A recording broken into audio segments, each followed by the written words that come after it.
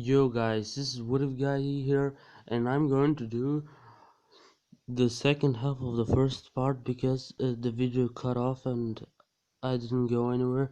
So this is going to What If Deku had an animal quirk part 1 and the second half. So where I left off, Deku just transformed into his wolf state, and he started and he cut the Nomu's arms and legs off. But when Deku did that, the Nomu started to regenerate. So the Nomu, then Deku transformed into his snake state.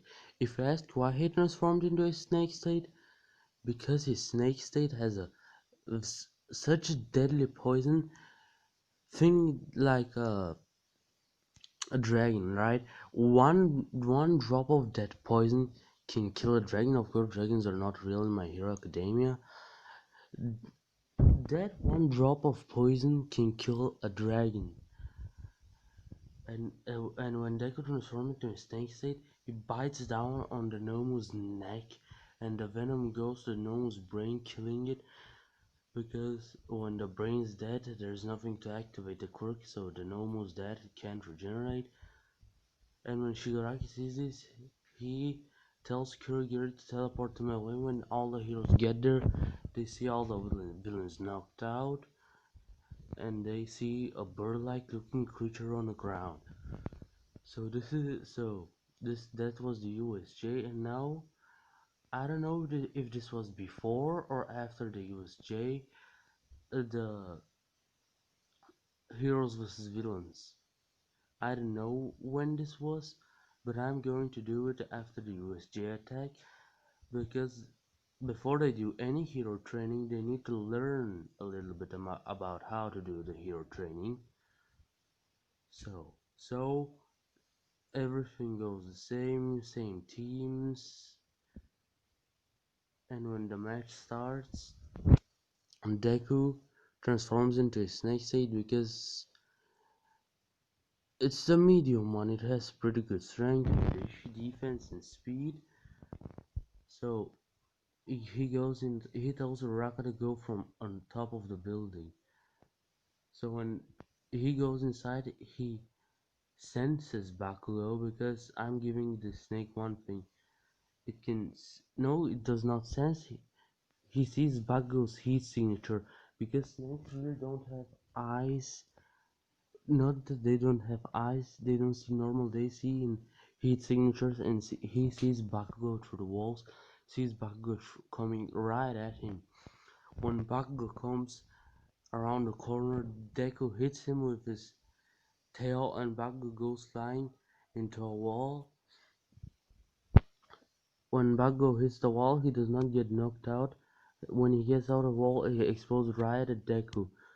This is when Deku dodges out of the way and wraps around Bakugo and choking him until Bakugo is knocked out, because he does not have the brief.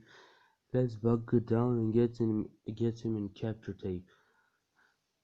So while Deku was fighting Bakugo, Uraraka found the bomb, and I'm going to make Uraraka useless this time. When Deku gets up there, Uraraka is when Deku's up there, he sees that Uraraka got Ida by his leg,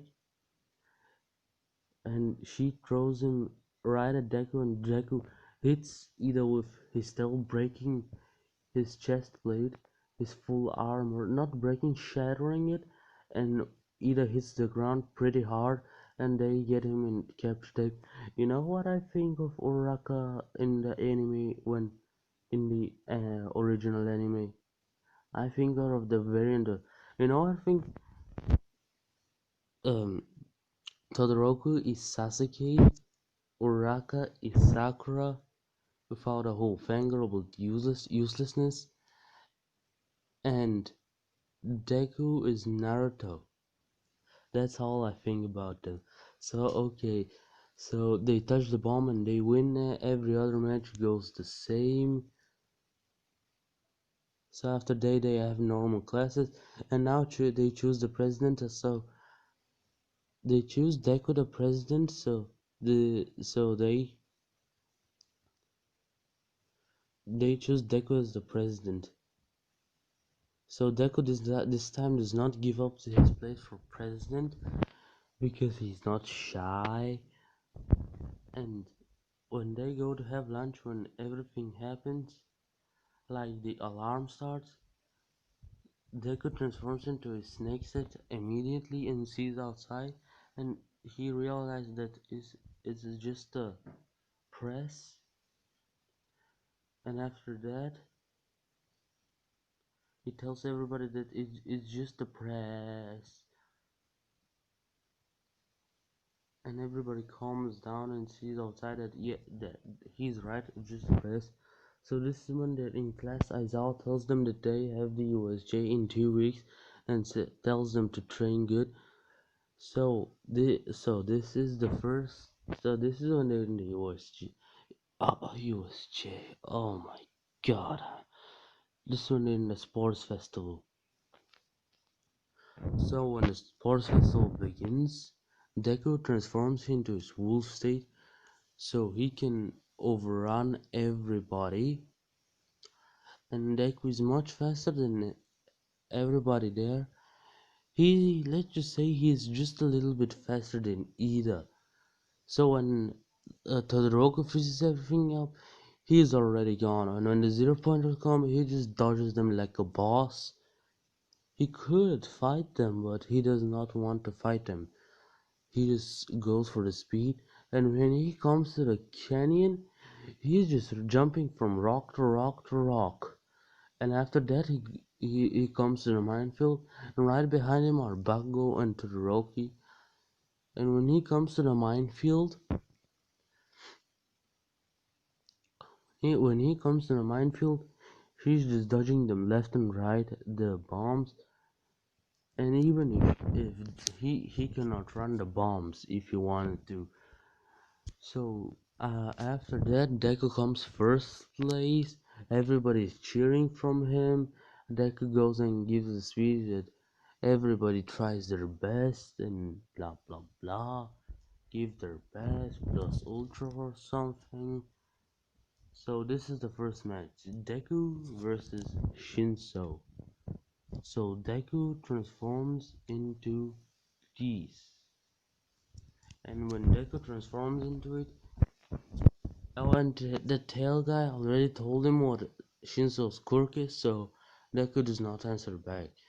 When Deku is near Shinso, he just picks up Shinso by his arm and throws him out of the ring.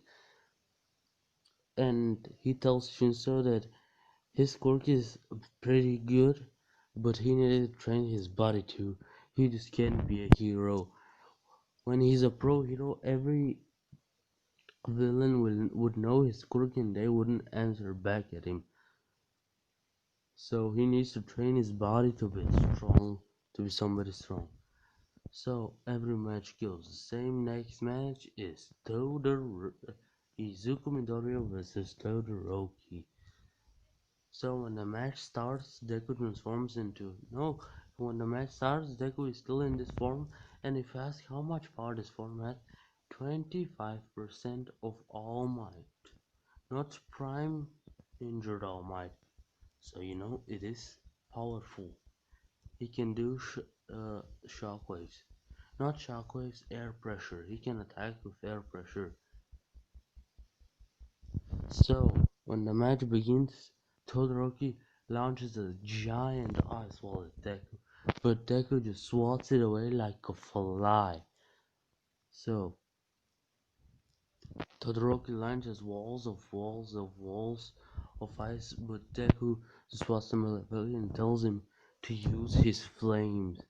That the flames are not his father's, the flames are his, because Endeavor did go up and tell him to use them.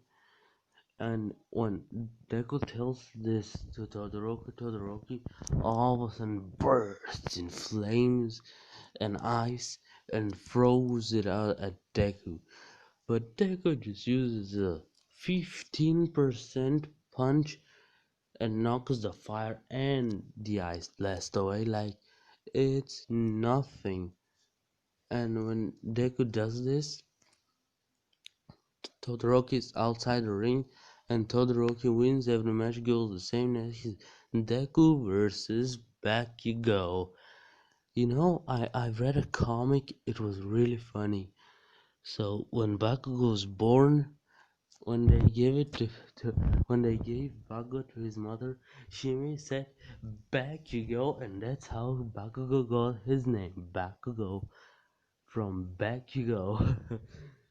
So when the match starts, Deku immediately goes up to Bakugo and punches him with 5%, launching him outside the ring, but Bakugo flies with explosion and comes and uses a howitzer impact on Deku, but it does nothing. Deku just blocks it with his armor, and his armor is stronger than normal steel, if you want to know. So, after Deku blocks his, they start to have a fight, but since Deku is really slow, not really slow, it's not as fast as Bakugo, and can't so he can't keep up with him really.